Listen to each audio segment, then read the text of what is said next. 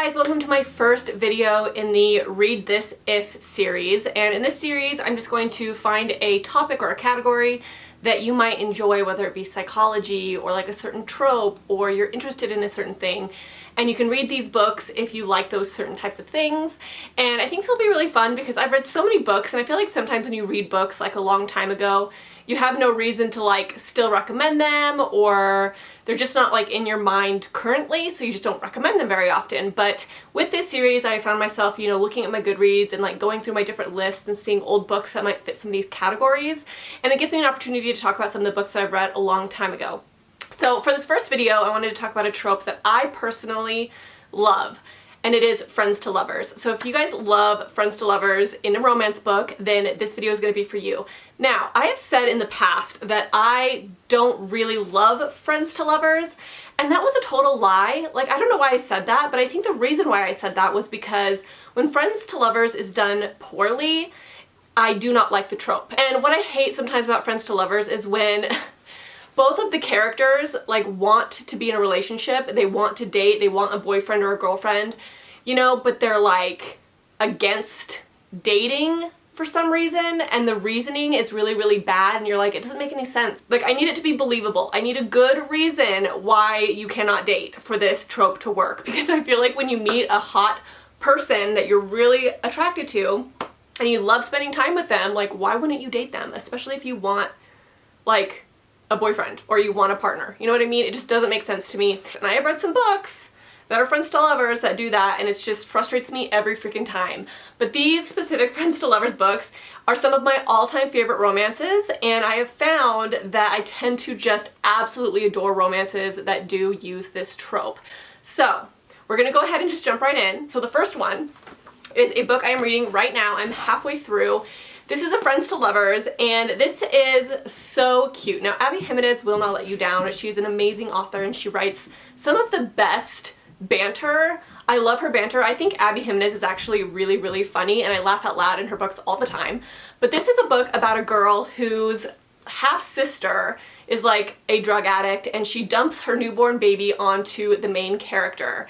And her name's Vanessa, and so she is stuck with this newborn baby, and she doesn't know what to do, and then she meets her next door neighbor who is a lawyer, and they just kind of become friends, and they're in this like time in their life where they just kind of lean on each other for different things, and they just become like really close friends. And there's a really interesting reason as to why Vanessa doesn't want to date, and it's a very realistic reason. It's a reason that I think is like, it makes sense, and so, you see her really struggling with, the reasonings as to why she is afraid to date. And I think this book is so cute. If you love like a really supportive love interest that is like so sweet and kind, and you're just like, oh, I want her to be with him so bad, you will love this so much because he is so sweet, he is so kind, and he's just like super, super like dream man, you know what I mean? So highly recommend this. So the next book is a book that I've talked about a lot recently, and it's Archer's Voice, but I couldn't make this video without talking about Archer's Voice, so you guys are gonna have to hear me rave about it again. So this is probably one of my favorite books in this video. This is probably the book that I recommend the most if you like friends to lovers, and the reason why is because this is one of the most endearing books I think I've ever read in my entire life. So it's basically, like I've said multiple times, it's about this girl who moves to this small town, and her dad was deaf, so she knows sign language. And when she gets there, she meets this guy, and he is just kind of weird. He kind of looks like a mountain man, and he is secluded because he is the town weirdo, basically. Nobody talks to him, and he lives in a state of seclusion. He's very lonely. And she kind of starts getting to know him because she speaks sign language, and through the process she's like, wow, this guy's really cool. And he like finally feels like he's not lonely anymore, and he becomes like so protective of the main character because he doesn't want to lose her, because she has completely changed his life. He's no longer lonely, and he has so much fun with her, and he actually has hope to finding a partner or somebody that he could be friends with for the rest of his life, and he doesn't have to be lonely anymore. And it's so sweet because he is so protective, and he doesn't want to lose her, and she is so kind, and she's so supportive of him. And this is one of the most endearing books. This has very much like Nicholas Sparks vibes. Like, I could see this being made into a movie, and it would be very Nicholas Sparks-esque, if that makes sense. Highly recommend this. The best friends to lovers I've ever read in my life. Must read. So the next book is one that I read recently, and it's Yours Truly. This is also by Abby Jimenez, and this one is really cute because It shows a really supportive main character again. So the love interest in this has really bad anxiety, and I love it when I see supportive, like a supportive couple, like a couple that really supports each other and is there for, you know, whoever it is having the struggle, if that makes sense. Like, I love seeing just that really strong, like, understanding within a couple. And this definitely has that, because the main love interest, he has really bad anxiety, and she actually kind of understands his anxiety, and they actually start out this story writing notes to each other, because they're both doctors, they both work in a hospital, and he's kind of like too scared to talk to her, and they start like writing notes to each other and leaving it for them, and they like get really excited about reading the notes that they write to each other. And it's really, really cute because he kind of opens up to her about his anxieties, and she does everything that she can to make him feel comfortable, and they just start out as really, really cute friends, and I absolutely loved it. So if you love an endearing, supportive, you know, main character or a couple that's really supportive of each other, you will really, really love this. There was only one thing about this book that kind of bothered me. There was a little bit of miscommunication around the end, or I guess I should say poor communication, which is one thing I don't like in books, and it doesn't matter what trope it is, just the poor communication where it's like, you could just resolve this whole situation if you just kind of talked about it. So if you love just a sweet, sweet couple, and really good characters too. Like, I think the characters in this one were especially good. They were just very fleshed out. They were very unique. They had their own little quirks and stuff like that. Then you'll really, really like this. So the next book is another one of my all-time favorite romances, and I had to put this in here. It's actually another Abby Jimenez. Now, this is the perfect example of friends to lovers, because this is a very natural progression of a romance, right? Like, usually in the real world, when you date somebody, you date them because you like them, and then there's a slow kind of natural progression to the relationship. And I feel like this is the most realistic romance that I've read in a long time, where there's not like this really, really like overarching like tropey vibe to it. It just is very real. Like, I feel like this could happen in real life, you know what I mean? And the main love interest in this that she kind of falls for is just so kind and so sweet, and it was so cute just like seeing their romance develop. And there was a part in this, like, you know how there's always the third act conflict, sort of? This third act conflict just broke my heart. Like, I got teary-eyed in this third act conflict because I was like, they have to be together. And even though you know that they're gonna be together, I mean, it's a romance, like, it still just breaks your heart. And this one did that to me for some reason. Like, it just gave me those really, really intense feelings where I just didn't want to see them fail. So I love this one. It was so cute, so precious. Highly recommend if you like a good, natural, very realistic friends to lovers. So the next one is actually more of like an erotica, but I wanted to put this one in here because it is friends to lovers. Now, I personally like more of a romance with my smut. I don't really like smutty books if there's not a really strong romance involved. It's just how I am. I'm more of a romance girl than like a smutty person. But this one is a novella, and it's more of like an erotica novella, but this is about two people, and their parents own this hotel together, and they were childhood best friends, and she kind of like had a crush on him, and she kind of like wanted to make the move, but he was like, no. And she kind of like felt like she ruined the friendship in a way. Well, when they got older, they kind of come back together because they want to like redo this hotel and renovate it and all this kind of stuff. So they come back together and they kind of rekindle their friendship a little bit. But in the process, they kind of realize they actually do have a thing for each other. But this doesn't really sit in the romance, if you know what I'm saying. Like, it kind of like escalates quickly, and you kind of know what happens next. And like I said, this book does focus a lot on the steamy scenes, but if you like that and you like steam and you kind of want something short and quick and to the point, and you also love friends to lovers, then this one will probably be good for you. So the next book is Hook, Line, and Sinker. This is by Tessa Bailey, and Tessa Bailey, again, like I said, is one of my favorite romance authors, and this is the second book to It Happened One Summer.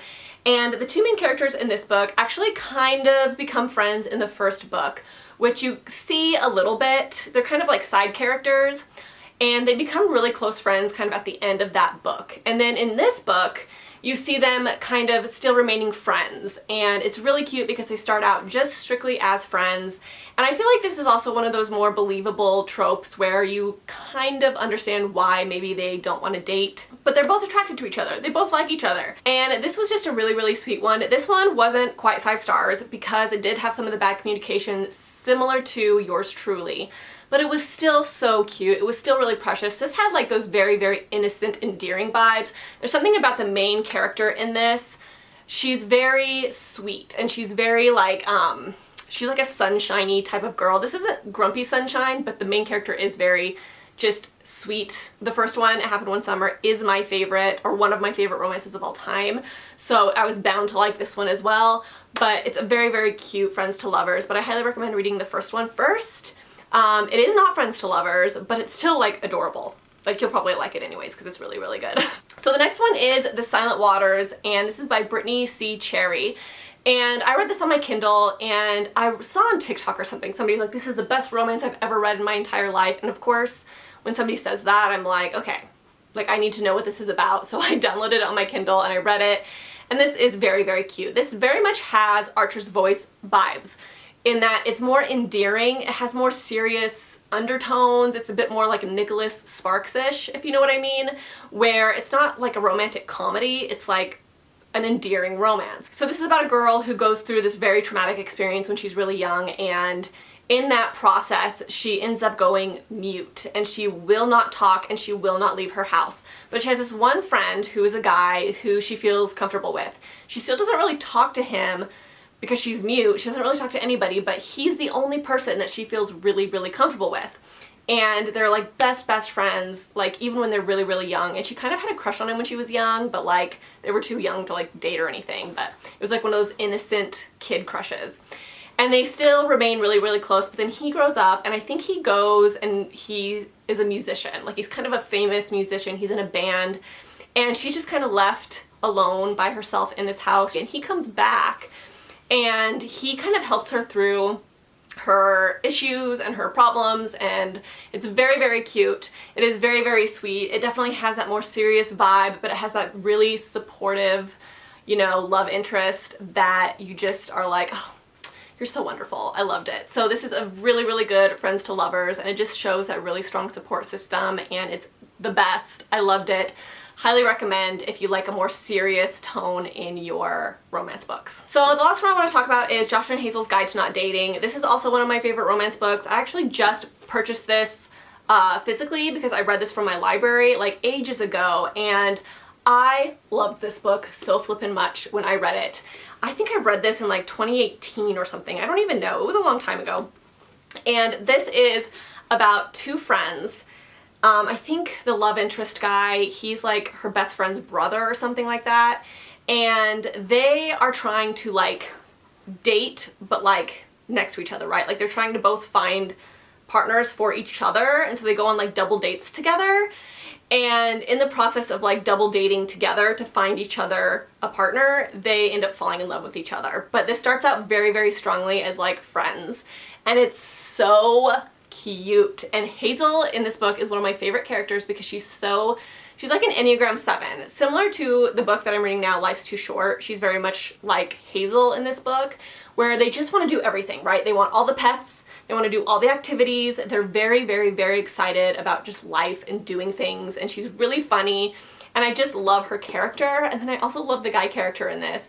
It's just a great, great, great, great Friends to Lovers, and this was like one of the first books where I just felt so just like drawn into this couple. You know what I mean? It's just those rare couples where you're like, this needs to work. And I remember when I reviewed this book, I was like, this book reminds me why I like to read. And when you find those books that you just enjoy the process of reading them so much, like you have to just like hold them close, you know? That is why I bought this book physically, so I could have it on my shelf so I could reread it someday in the future. So highly, highly recommend Josh and Hazel's Guide to Not Dating. That is it, you guys. That is my video for my favorite Friends to Lovers. And like I said, I've read other Friends to Lovers, but these are probably my favorite. They're so good, and if you haven't read them, you need to read them. Even if you don't love Friends to Lovers, I feel like a lot of these are very, very satisfying to read. So I hope you guys enjoyed this video. Let me know if you guys like this new series and what you guys want to see from my next Read This If video.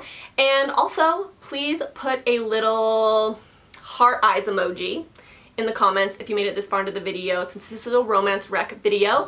And I think that's it, guys. So I will see you in my next video, and I'll talk to you soon. Bye.